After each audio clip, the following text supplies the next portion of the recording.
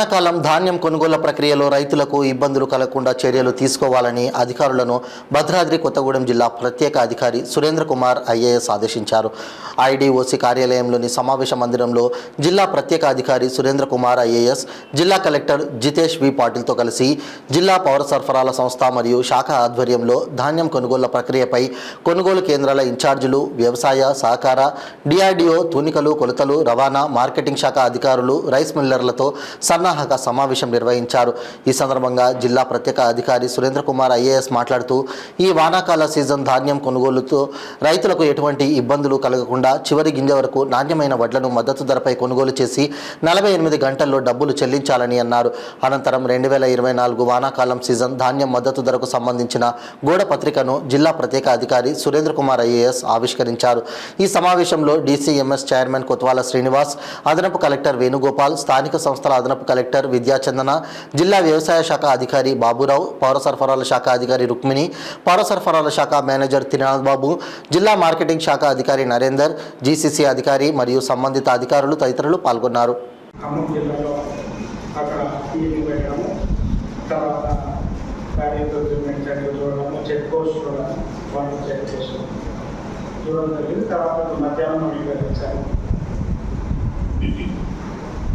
రాష్ట్ర ప్రభుత్వం మొట్టమొదటిగా ఈ సన్న బియ్యం ప్రొక్యూర్మెంట్, దానికి క్వింటాల్కు 500 రూపాయల బోనస్ అనేది ఫస్ట్ టైం ఇస్తుంది. మనకు అన్ని డిపార్ట్మెంట్ ఆఫీసర్, డిస్ట్రిక్ట్ ఆఫీసర్స్ అంతా వారి యొక్క యాక్షన్ ప్లాన్ చెప్పారు. మరి కలెక్టర్ గారి ఆధ్వర్యంలో ఈ మీటింగ్ కాకముందే మనం బ్రీఫ్ చేయడం జరిగింది. ఈ జిల్లాలో ఉన్నటువంటి దాదాపుగా 2,50,000 మెట్రిక్ టన్నులు ధాన్యం మన ఫ్యామిలీ ప్రొక్యూర్మెంట్ సెంటర్స్ వస్తుందని వారు అంచనా వచ్చారు.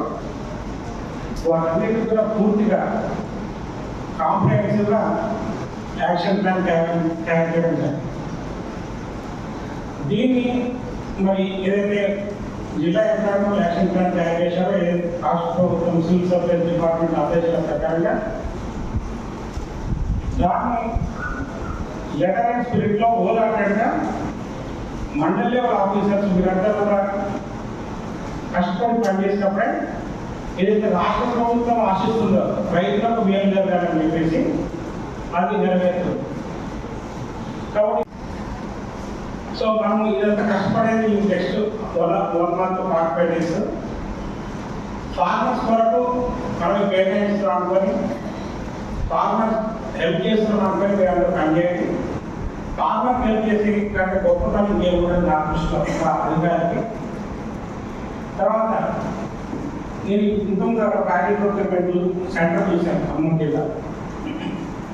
సో అప్పుడు ఏంటంటే రైతులు మాయిటర్ చూడడం జరిగింది, 16% ఉంది. సో FAQ స్పెసిఫికేషన్ చదివింది. తర్వాత అక్కడ సన్న బియ్యం పండించాను. తర్వాత యానిమల్స్తో చూస్తే అది 3.5 ఉంది రేషియో. సో మన బియ్యం కేటగిరీకి వస్తుంది. అక్కడ వెంటనే రైస్ మిల్క్ అటాచ్ చేసి ఇమీడియట్గా స్టార్ట్ చేశారు వేరే కావాలి కూడా. సో ఇక్కడ కూడా ఎక్కడైతే ప్యాడీ ప్రొక్యూర్మెంట్ సెంటర్ ప్లాన్ చేశారో, ఎక్కడైతే అరైవల్స్ వచ్చాయో అక్కడ ఫస్ట్ ఆ FAQ స్పెసిఫికేషన్ వచ్చే వరకు ఎండబెట్టమని రైతులకు అవేర్నెస్ తీసుకురావాల్సినటువంటి బాధ్యత అగ్రికల్చర్ ఆఫీసర్ ఉంటుంది, కన్సర్న్ అగ్రికల్చర్ ఎక్స్టెన్షన్ ఆఫీసర్.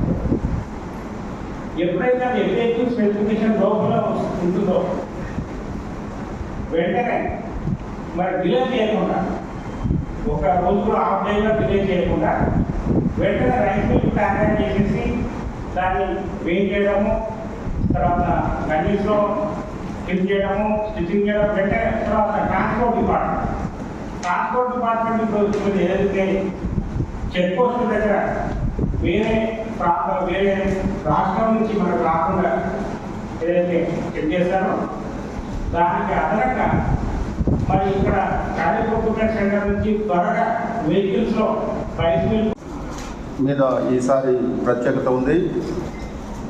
ప్రభుత్వం సన్న వడ్లకు 500 రూపాయలు బోనస్గా ఇస్తున్నందున అధికారులు అందరూ కూడా సమన్వయంతోనే ఏదైతే బోనస్ రైతులకు అందే విధంగా చర్యలు చేపట్టాలి.